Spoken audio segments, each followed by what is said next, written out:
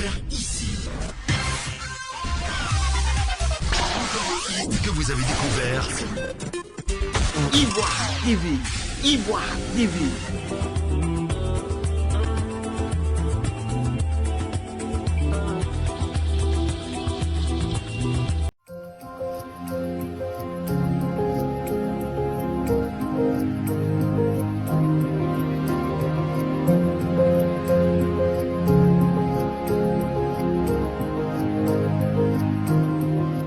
Merci, camarades responsables du COJEP. Merci, chers amis journalistes. Depuis hier, le COJEP a eu écho d'une décision. Et c'est justement, comme le camarade Yabo vient de le dire, cette décision qui nous amène ici. Il y a quelques semaines de cela, la justice ivoirienne s'était saisie à nouveau du dossier Charles Blé Goudé. Initialement accusé pour crime contre prisonniers de guerre, il sera ensuite poursuivi pour viol, homicide volontaire et torture. Sa défense, dans le cadre de cette procédure surprenante, a dénoncé un certain nombre d'irrégularités qui l'a même amené, poussé à se déporter du dossier. Un pouvoir en cassation a été introduit par un avocat, alors même que ce pouvoir n'a pas été épuisé. La justice ivoirienne a décidé donc de juger Charles Blé Goudé et le condamnant par contumace à 10 ans de privation de ses droits civiques, 20 ans d'emprisonnement ferme, 200 millions d'amendes à payer aux victimes et assorti d'un mandat d'arrêt national. L'analyse que nous faisons de cette situation, c'est que le pouvoir ivoirien qui, en son temps, c'est en 2011, avait déclaré que la justice ivoirienne n'était pas compétente pour juger Charles Blé Goudé. Malgré les différentes interpellations de la classe politique ivoirienne et de l'opinion internationale, le pouvoir ivoirien a insisté, persisté et décidé, malgré tout, de déporter notre leader, le président du COJEP, le ministre Charles Blé Goudé, à la Cour pénale internationale.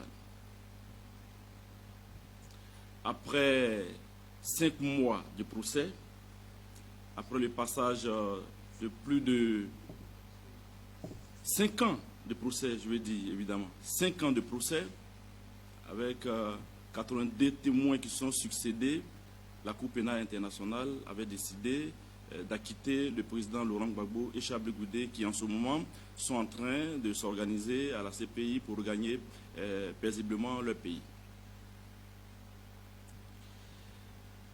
Cette décision qui intervient dans ce contexte que je viens de décrire montre, selon nous, que le pouvoir ivoirien veut éloigner au maximum, vu que la sous-traitance du dossier par la Cour pénale internationale a échoué, le pouvoir ivoirien, à travers la justice, veut reprendre la main sur un dossier qui est déjà bouclé, qui a été déjà vidé. Parce qu'on ne peut pas poursuivre un individu pour les mêmes faits 2 fois. On ne peut pas juger Charles Blé Goudé une seconde fois après qu'il ait été jugé à la CPI, blanchi, acquitté. Donc nous pensons que la Côte d'Ivoire, le pouvoir Ouattara, veut écarter au maximum Charles Goudé. L'empêcher de revenir en Côte d'Ivoire pour faire la politique. La chose qu'il sait faire le mieux, le combat aux mêmes nus, l'alternance démocratique par la victoire aux mêmes nus. C'est ce que Charles Goudé nous enseigne. Et sa libération a suscité tant d'espoir pour les Ivoiriens. Parce que nous tous on sait en Côte d'Ivoire ici que Charles Goudé transcende les clivages politiques, ethniques, et qu'il est écouté par tout le monde. Charles Goudé aujourd'hui arrive dans n'importe quelle région de la Côte d'Ivoire, il sera bien reçu parce que c'est un homme de paix, c'est un homme de dialogue, c'est un homme de la réconciliation. Alors cet homme-là, pourquoi le pouvoir ivoirien veut l'écarter au maximum? Si tant est que, comme tout le monde le chante, tout le monde le dit, nous voulons aller à la paix et à la réconciliation. Parce que c'est un acteur clé qui dit ce qu'il veut faire et qui fait lors de ses interventions, qui dit clairement ce qu'on doit faire pour aller à la paix et à la réconciliation. On devrait être heureux de le revoir revenir dans son pays pour accompagner le processus, pour jouer pleinement son rôle dans le processus. Donc, un des aspects de notre analyse, c'est que le pouvoir ivoirien, en réalité, ne veut pas aller à la paix et à la réconciliation. Sinon, comment écarter un acteur de paix et de réconciliation? Donc, c'est une volonté manifeste qui se traduit, qui transparaît clairement à travers cette décision de condamnation. Alors, nous sommes à 10 mois des élections au moment où cette décision intervient. Nous pensons là également que le pouvoir d'Abidjan, au lieu de tout mettre en œuvre pour créer les conditions d'une élection apaisée, dans des conditions apaisées, dans des conditions de quiétude, nous pensons que le pouvoir d'Abidjan crée au contraire une atmosphère préélectorale tendue. En quoi cela est-il pertinent? Pour nous, cela n'a aucune pertinence, mais certainement pour le pouvoir d'Abidjan, créer une atmosphère préélectorale tendue rentre dans sa stratégie. Rentre dans sa stratégie. Se maintenir au pouvoir. En d'autres termes, est-ce que le pouvoir Ouattara veut réellement aller aux élections? Nous nous interrogeons et nous concluons qu'en réalité, le pouvoir Ouattara n'a pas envie d'aller aux élections de 2020. Créer les conditions de se maintenir, créer les conditions du chaos, créer les conditions de la désolation, créer les conditions de la bagarre, créer les conditions de la guerre. Or, nous sommes fatigués de la bagarre politique. Nous sommes fatigués de la guerre. Ce que nous savons faire, nous, au COGEP, le vice-président Bli Rosner est là, Yabo Martial est là, Copé est là, Galbertine est là, tous les responsables du COGEP sont là, Mariam, tous ceux que vous voyez ici ne savent faire qu'une seule chose, parler de paix et de réconciliation. Parce que notre génération est consciente que les choses doivent changer. Alors cette attitude du COGEP, cette démarche du COGEP contraste avec tout ce que nous voyons. C'est pour cela que nous tenons à condamner cette décision qui vient d'être prise par le pouvoir ivoirien. Non seulement nous condamnons cette décision et nous nous organiserons de manière à ce que notre voix soit entendue au-delà de la Côte d'Ivoire. Malheureusement, c'est l'image de notre pays à travers son pouvoir qui sera d'une certaine manière ternie. Parce que dire que à quelques mois des élections, on assiste à tout cela, ce n'est pas de nature à arranger le pouvoir lui-même. Et nous lançons donc un appel au pouvoir parce que nous savons que la Côte d'Ivoire est formidable. quels que soient nos différends, le pouvoir Ouattara, nous sommes convaincus que le pouvoir Ouattara devrait pouvoir trouver les ressources en lui-même, faire preuve de hauteur, et c'est lui qui sera bien vu, c'est lui qui sera gagnant, et au-delà de lui, les Ivoiriens. Parce que quand tu fais preuve de grandeur, quand tu fais preuve de dépassement, en ce moment-là, on te respecte. Il n'est pas encore tard. Nous sommes à 10 mois des élections. Ces faits sont en train de se produire maintenant et nous pensons qu'on a assez de temps. Le pouvoir Ouattara a assez de temps. Nous le faisons confiance malgré tout. Nous croyons que le pouvoir Ouattara n'ira pas jusqu'au bout de cette logique. Parce que la logique du chaos, la logique de la guerre n'est pas une bonne logique. Nous devons agir ensemble pour offrir la paix à la Côte d'Ivoire, pour offrir la paix aux citoyens ivoiriens. Et nous demandons à nos militants, malgré l'heure qui est grave, de rester calmes. Notre leader nous a défini une trajectoire.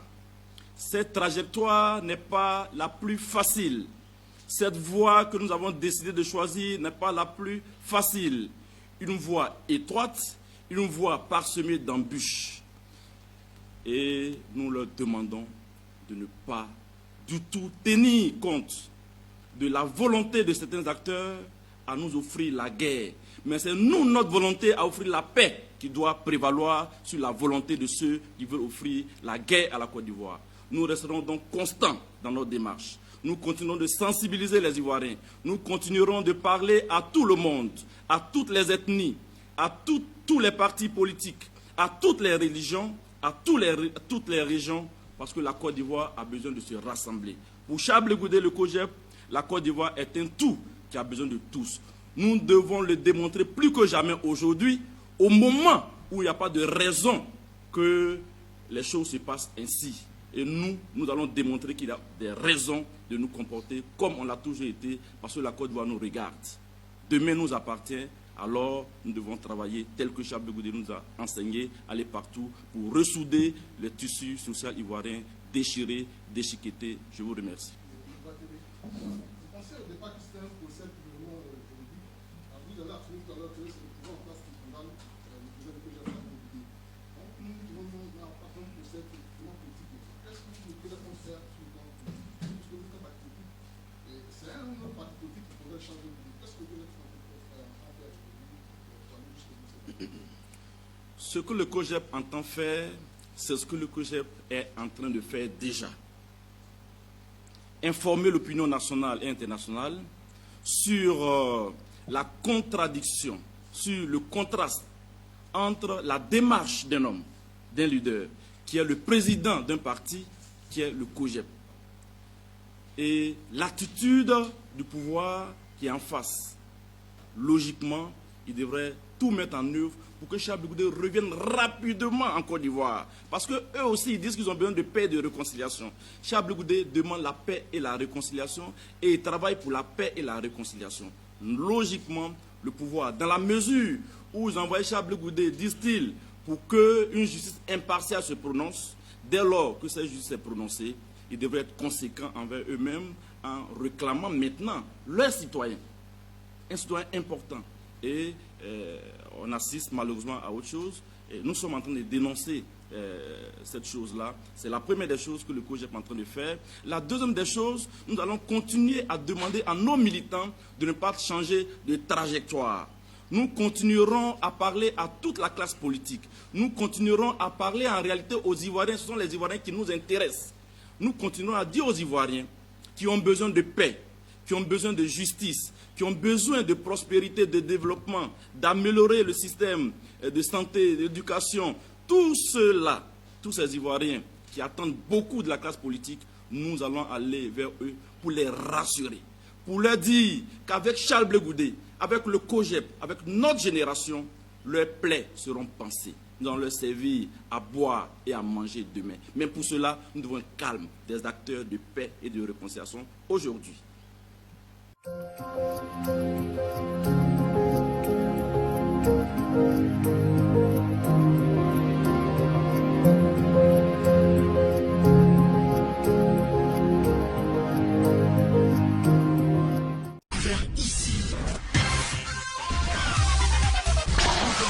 que vous avez découvert. Ivoire TV. Ivoire TV.